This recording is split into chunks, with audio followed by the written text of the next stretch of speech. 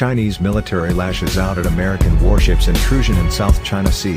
The Chinese military has accused an American guided missile destroyer of intruding into Chinese territory waters near the Beijing-controlled Paracel Islands, saying the provocative act violated Chinese sovereignty. The People's Liberation Army's Southern Theater Command, which oversees the South China Sea, said the USS Berry destroyer intruded into waters around the Paracel Islands without permission on Tuesday, prompting the command to scramble air and sea patrols to track, monitor, verify, identify and expel it. The warning came as Taiwanese media reported that the American vessel sailed through the Taiwan Strait twice in this month, followed both times by PLA warships.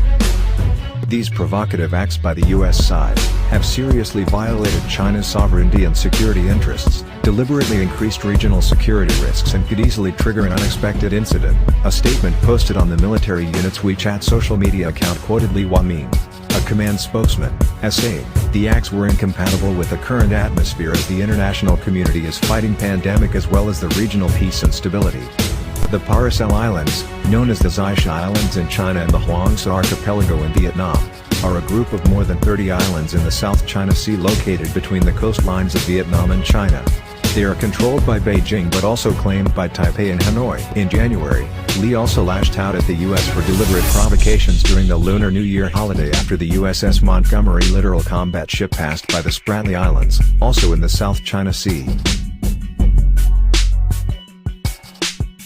China claims almost all of the South China Sea, waters where Vietnam, Brunei, Malaysia, the Philippines and Indonesia also have claims. Tensions in the region have worsened in the last month with a war of words between Beijing and Washington over the coronavirus pandemic. In the exchanges, U.S. Defense Secretary Mark Esper criticized Beijing of failing to share information about the pandemic while Beijing accused Washington of dismissing China's efforts to control the contagion.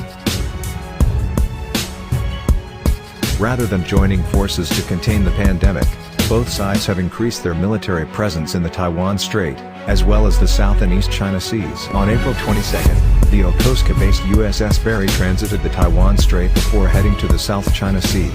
A day later, the PLA's aircraft carrier, the Liaoning, led its strike group through the strait.